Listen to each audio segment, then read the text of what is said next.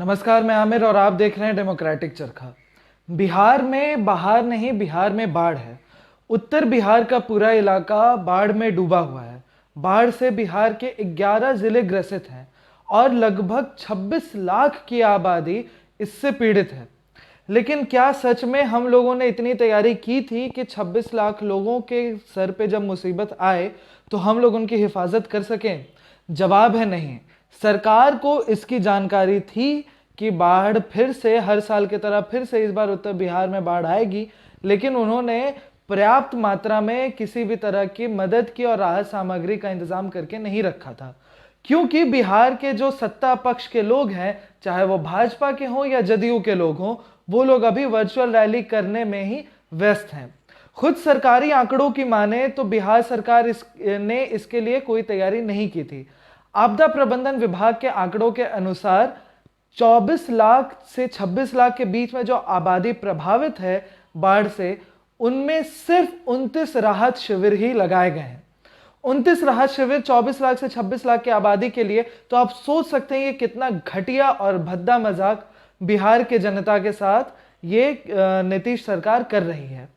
29 राहत शिविर में सिर्फ 1,38,000 लोगों के रहने की ही व्यवस्था की गई है और इसके अलावा सामुदायिक किचन जो राहत सामग्री के तौर पे लोगों को खाना खिला रही है, वो सिर्फ पूरे राज्य में 703 है और उनमें तकरीबन 3.5 लाख लोग ही खाना खा रहे हैं। यानी तकरीबन 4.5 लाख लोग अभी सरकारी सेवा का लाभ उठा पा रहे हैं। यानी 20 लाख से लेके 21 लाख लोग तक इस सेवा से वंचित हैं। यहाँ पर किसी भी तरह की सरकारी सेवा तो पहुंच रही नहीं है और उसके ऊपर से जो उनके सामान की हानि हुई सो हुई और अब उन्हें उनमें बीमारी और सांपों का आतंक अलग फैला हुआ है। ये आंकड़ा जो है ये हमारा आंकड़ा नहीं है, ये आंकड़ा खुद बिहार सरकार के आपदा प्रबंधन विभाग का है। ये बात है दरभंगा के केशेश्वर स्थान थाना की। ये थाना पूरे तरीके से बाढ़ में डूब चुका है। यहाँ पर जो पुलिस अधिकारी हैं वो टेबल पर किसी तरह से सामान रख के जमे हुए हैं थाने पर। वो बताते हैं कि जब उन्हें गश्त करना रह रहा है तो वो नाव से गश्त कर रहे हैं गांव में और सरकारी नाव उन्हें मिली तक नहीं है। वो अपने पैसे से कोई नाव मुहैया कराकर उस पर तत्कालिक तौर पर काम कर रहे हैं। इसके बावजूद जो मीडिया है वो अभी अयोध्या में भूमि पूजन और राफेल को लेकर सरकार का गुणगान कर रही है।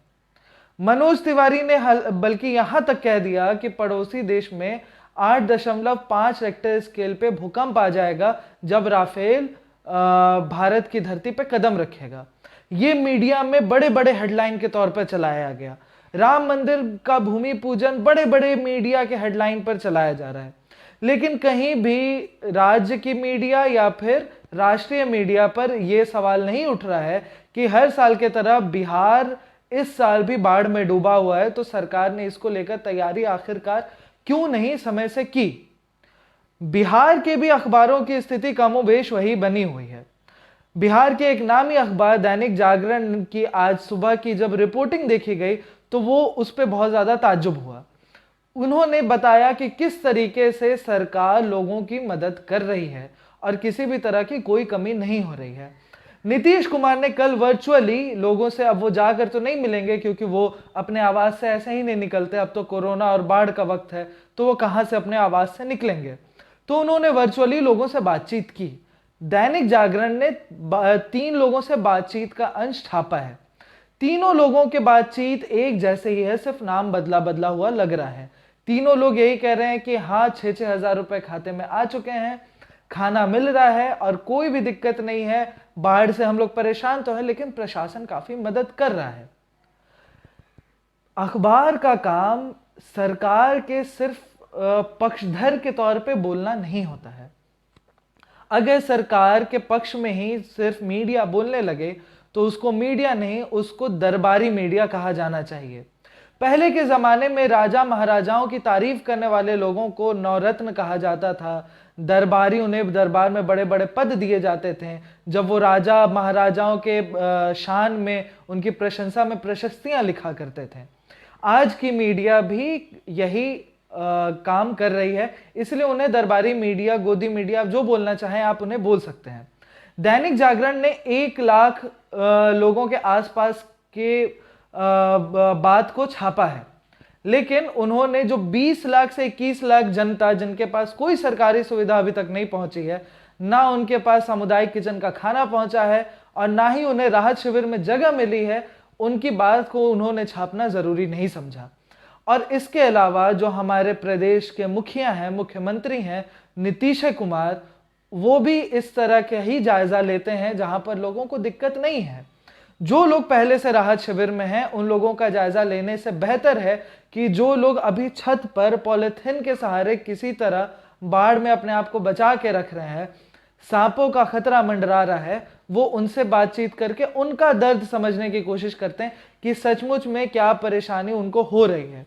लेकिन फिर भी शायद उन्हें और उनके जो धन प्रतिनिधि हैं, वो दरअसल जन प्रतिनिधि नहीं, धन के प्रतिनिधि हैं, तो उनके जो धन प्रतिनिधि हैं उन लोगों को शायद अभी वर्चुअल रैली करने से फुर्सत नहीं मिल रही है कि वो जनता का हालचाल ले सकें और उनके दुख दर्द को साझा करते हुए कुछ बेहतर पॉलिसी बनाएं।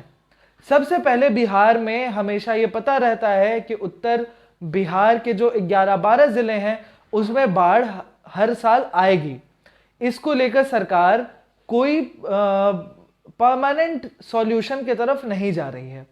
टेम्पररी सॉल्यूशन के तौर पे उन्हें हर साल बाढ़ के लिए तैयार रहना चाहिए, तैयारियां पहले से रखनी चाहिए। लेकिन यहां पर सरकार बस अपना सुशासन का चेहरा और एक डेवलपमेंट का चेहरा ही लेके चल रही है, लेकिन यहां पर जमीनी हकीकत में मामला कुछ और निकल जाता है। आप देख रहे थे डेमोक्रेटिक चरखा। अगर आपको ये वीडियो रिपोर्ट पसंद आई है तो फेसबुक पे हमारे पेज को लाइक करें, यूट्यूब पे हमारे चैनल को सब्सक्राइब करें और बने रहें ऐसे ही रिपोर्ट्स के लिए हमारे साथ। नमस्कार। लाइक, शेयर, कमेंट करें इस वीडियो पे और सब्सक्राइब कीजिए डेमोक्रेटिक चरखा को।